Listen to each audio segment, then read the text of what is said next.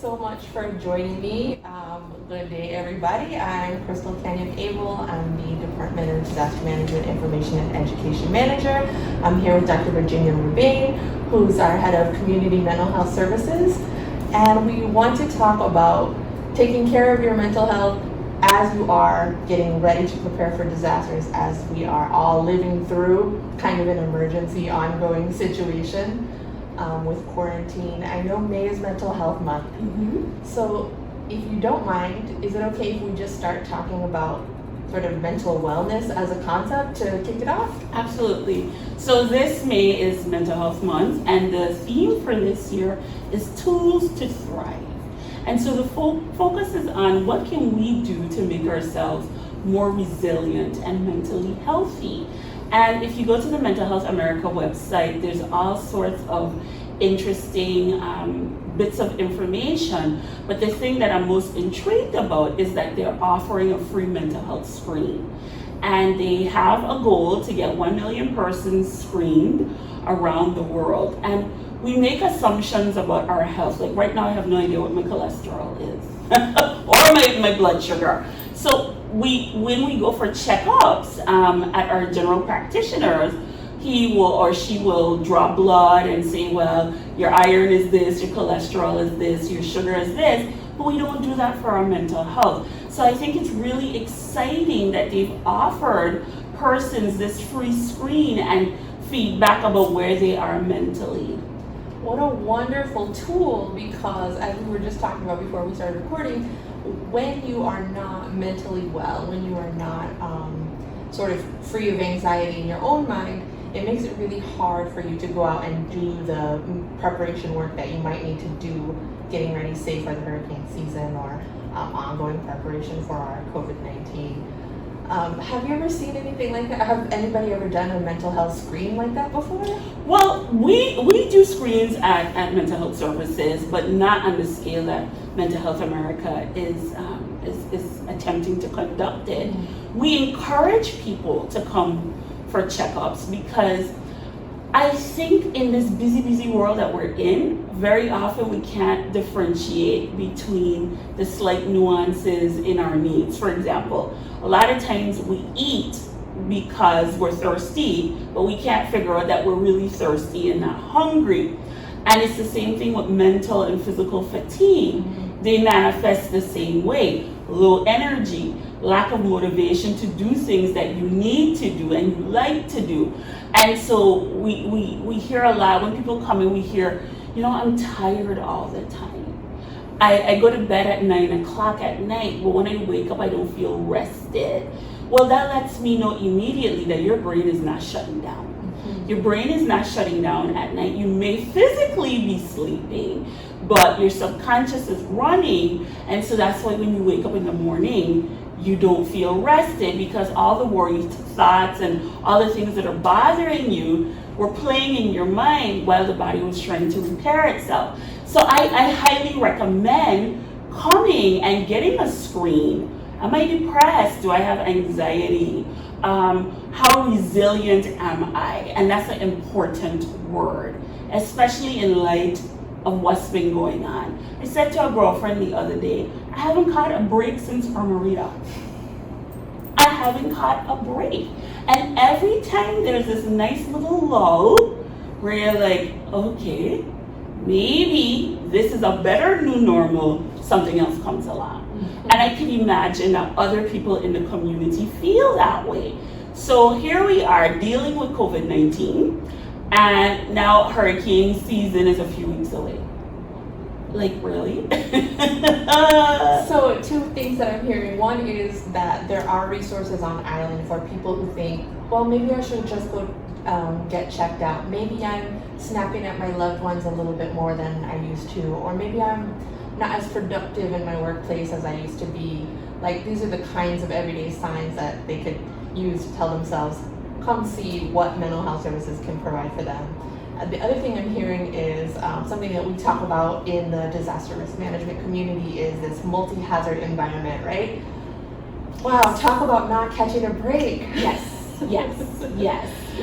And we had a long period of peace, as I like to call it, or years of plenty, if you want to use a reference from the Bible. And we're probably in our years of famine now. And so we have to change our whole outlook. Our expectations are very important too, because disappointment is an emotion that we experience when our expectations are not congruent with the reality. So do we expect a hurricane this season? Or do we expect that there's a possibility of a hurricane? If there's none, then great, we're happy. But if God forbid that we have one, then let's be prepared. Yeah, and I'm just looking backwards on these last few months. You know, right now we're in the middle of the global pandemic, but before that, we were in the swarm of earthquakes, you know, not too far off. And I know we had one last week. Right, and people were feeling it right here, right? Yes, you know? I did. And then, as you say, before that, we're dealing with the storms. We may or may not have a drought on the horizon, so we're really trying to balance a lot. I feel like what we need to remember, all of us as individuals and as a territory, is that means that taking care of ourselves and our mental health becomes more important. And I think it's very challenging when you don't have a point of reference. The last big outbreak of any virus, I think, was the Spanish flu of 1918. I'm not sure what happened here in the Virgin Islands at that time. I would have to ask my grandma. But we don't have a point of reference. And so there's no real guidebook to say, this is what you do. You know, we're trying to figure it out as we go along. And I think that type of uncertainty also builds more anxiety, yeah? Because it's like, okay, what do I do? And so that's why seeking information is so important, because you can hear from experts who are paid to try to figure it out for us, give us advice that will give us more autonomy, a sense of purpose, and reduce those feelings of anxiety. Yes. Yeah, so we say that finding information is one of the main ways that you can be prepared for all these multiple hazards that we have going on. But we also know that sometimes, depending on how persons get information, especially if they're heavy social media users, sometimes that leads to burnout. So we have to encourage people to find a balance, right? Yeah, I have had information burnout since the pandemic started. I have stopped reading and listening to the news. I will be very honest. I don't listen to the press conferences anymore. I will look at the key points that are sent out, because it's too much. And it's too much that I don't have control over. So I look at the key points and I try to process what I need to do next. But listening to the same information 10 times is just too much for me. Yeah, I love that as advice too. Like, as a communicator, I have some tricks up my sleeve in terms of, like you said, utilizing the key points. What people should recognize is that the fact that they have all these different options and all these different avenues, it doesn't mean they need to consume the information in every single location. Rather, I would hope that they would use that to kind of build their information seeking into their schedule. Do they have a good amount of energy at the beginning of the day? Cool, devote 15-20 minutes to consuming all the news they need to consume, get the update, and then move on with their day. Well, you see the word that you just used there, news. I have spent a lot of time since this began reassuring people based on hearsay and conjecture. Now, we live in a very small community, and the Coconut Vine is even more efficient than our cell service. So sometimes even before the actual experts know, the community thinks they know. And so they send it all around and they create widespread panic under the guise that we all need to know. And sometimes they're correct. But a good portion of the time they're not. And so they've created unnecessary distress rather than waiting for the officials to come and say, well, this is what is happening. So I don't read anything that isn't official. I don't listen to anything that isn't official, because it's going to create a series of questions that can't be answered by the person that forwarded it to me. So I don't even partake of it. What wonderful advice. You know, I really would encourage lots and lots of more people to stick to that, because when you have your official sources, you're speaking about, or you're hearing from experts. This is vetted information, this is confirmed information, and yes, there still may be unknowns because we're living in a time of a lot of uncertainty, but at the same time, it gives us a really solid foundation to move forward and make our decisions and say, okay, this is what's known, this is the best practice, or this is the latest advice. Yeah. I've had to say to several of my friends, the government doesn't have a vested interest in hiding anything as it relates to COVID from you. It doesn't make any sense. They have to live in this, we all have to live in the same community. But look at you now, you're paranoid and you're frothing at the mouth because you've gotten information that you can't verify, and you expect me to look in my crystal ball and tell you, and I don't know because I haven't gotten the official information, and so you wound yourself up. Yes. And you can't even say whether or not it's true. And I'm like, what do you want me to do? I wonder too if there's some connection there with how many more conspiracy theories that we're hearing about. Like, is it because we're also anxious, so people are just coming up with new things? Well, I think Virgin Islands culture in its very essence is very suspicious. It could never be an apple. There has to be something else, because if it were an apple, then what? Right? But if it's really an avocado masquerading as an apple, then there's all sorts of things that arise from that, the who, the when, the what, and the why. Well, why would they try to pass off an avocado? So I think it's entertaining. I think it's something to do. But I think it creates undue psychological distress. And I think that, yeah, you have to look at things with a certain amount of skepticism. But out and out paranoia, what does that really serve?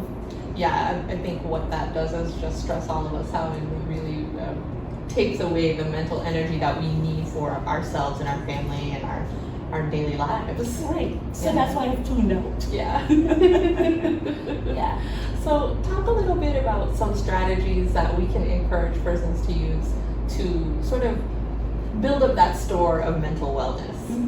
So, for years, and Chrystall, you and I have been working for years, together for years, we've been talking about self-care. We always talk about self-care.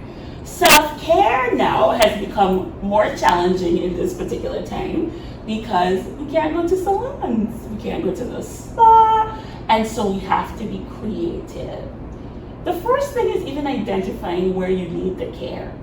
Do your feet look like shoes? How about giving yourself a nice pedicure, For me, I feel like I'm getting a heart attack when I bend over to get to my feet. However, when I do attend to them, it feels so good. Do I need to wash and condition my hair? Yes, I'm accustomed to going to the salon and having it done as a convenience, but here's some quiet time where I'm massaging my scalp, I'm alone with my own thoughts. It could be such a moment of peace and serenity and rejuvenation. I can't talk enough about you are what you eat. You are what you eat. So when we found out that we had additional cases after the first 3, I decided it was time for a glass of wine. And so I went and I got my Cavite, thank you Caribbean Cellars, and I had a glass of wine. And then I was terrorized the whole night because I had a terrible reaction to it because I don't drink. I don't drink anymore. And I was like, oh my God, if you deliver me from this, I'm not going to do it again. Because I tried to eat green and clean, and I tried to nourish my body so I could nourish my soul and nourish my mind. And so we have to be mindful about what we're ingesting. If you drink 6 cans of Coke, you're going to have more than anxiety. You're going to have some heart palpitations. You're probably going to have a panic attack. It's a stimulant. So So how about we drink some more water? How about we drink more local and naturally grown things? How about we drink 100% juice if we must have something? So I think it's so important that we look at our diet and we look at our hydration. Another tip is, who do you have in your circle? Who do you have in your circle? Are these people a positive influence on you? Are they helping you grow and accelerate to your divine purpose? What is your divine purpose, right? Why are you here on earth?